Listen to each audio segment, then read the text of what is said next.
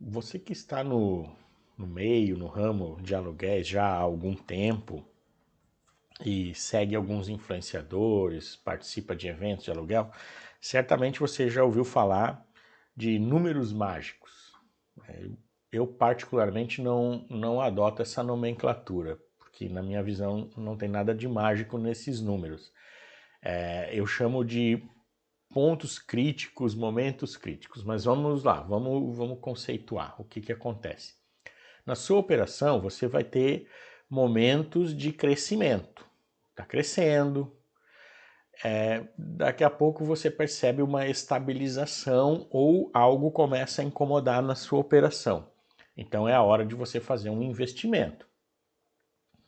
Seja para manter essa estabilização ou seja para crescer novamente, para não chegarmos no ponto de estagnação. Então, um exemplo prático que eu dou, o meu primeiro momento crítico, só fazendo um parênteses, se você já ouviu falar em números mágicos, você certamente já ouviu falar que são 100 contratos, 200 contratos, depois 400 contratos, depois 1000 contratos.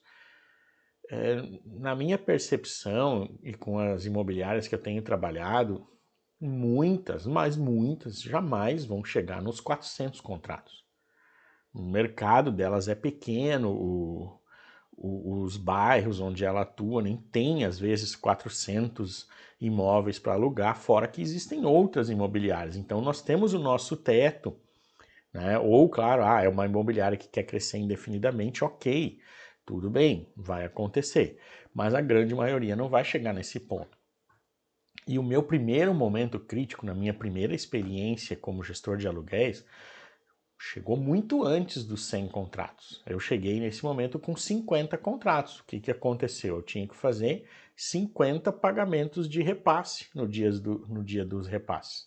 E isso tomava muito tempo. Então, com 50 contratos, eu já percebi que eu tinha que fazer um investimento. Esse investimento nem sempre é só de caráter financeiro. Eu tive que fazer um investimento no meu processo, modificar o processo, não mais fazer os repasses de forma manual, mas passar a fazer através de uma ferramenta.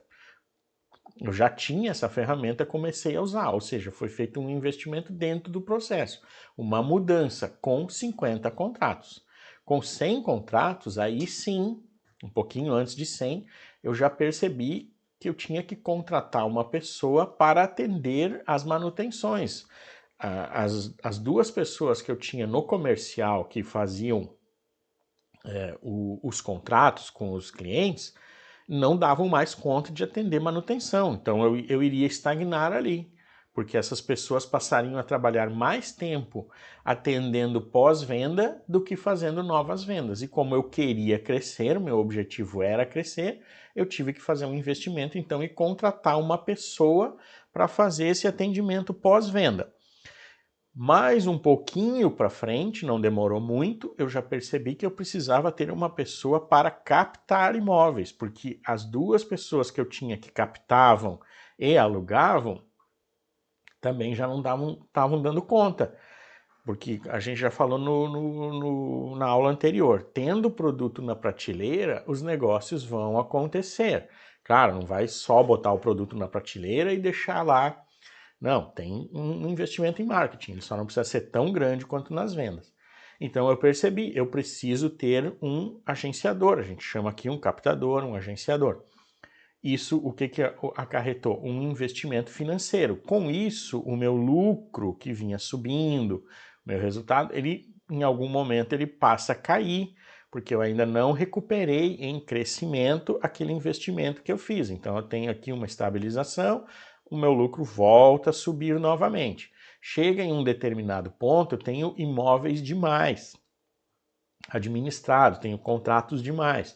Então eu preciso de mais pessoas no financeiro, eu preciso de pessoas no saque, que é a pessoa que vai atender um inquilino que precisa fazer uma manutenção, ela vai atender um proprietário que precisa de um documento. Tudo isso vai estar no seu processo, que nós vamos falar mais para frente. Então, quando eu chamo de picos e platôs, eu estou me referindo a esse crescimento de lucro, de receita, de contratos em um momento em que eu vou ter que abrir mão desse crescimento, investir, modificar o meu processo, contratar novas pessoas, treinar, isso dá uma parada. Inevitavelmente dá uma parada, dá uma diminuída no lucro, mas isso é por pouco tempo. Então você volta a crescer novamente. Porém, se você não faz esse investimento, quando chega nesse momento crítico, nesse número crítico, num primeiro momento você, ok, vai ter uma estabilização, mas essa estabilização, ela rapidamente se torna uma estagnação. Ou seja, você vai ter que fazer um investimento, então, para se manter estabilizado. E aí é que vai acontecer a decisão de você como gestor. Eu vou investir um pouco menos só para me manter, porque isso aqui já está bom para mim, é o que a gente comentou na aula passada, se é o caso de um corretor autônomo, ele não vai ter como administrar indefinidos imóveis, vai chegar um momento em que ele vai ter tanta coisa operacional para fazer do imóvel que ele já está administrando que ele dificilmente vai conseguir buscar novos negócios. Então o crescimento dele vai diminuir e em algum momento vai estagnar, não vai crescer mais.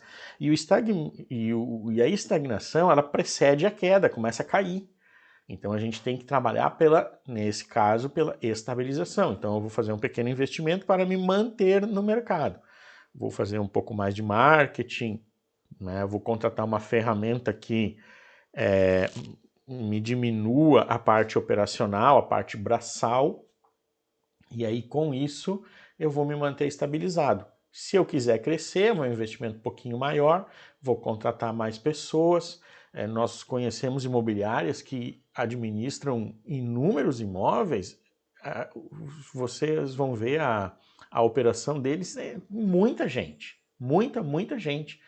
E processos também, e tecnologia, que a gente vai ver na próxima aula quais são os pilares de uma operação de aluguel, e é onde você vai decidir onde vai fazer o seu investimento quando chegar nesse momento de estabilização, para que não ocorra a estagnação. Na próxima aula a gente vai conhecer os 3 pilares de uma gestão de aluguel.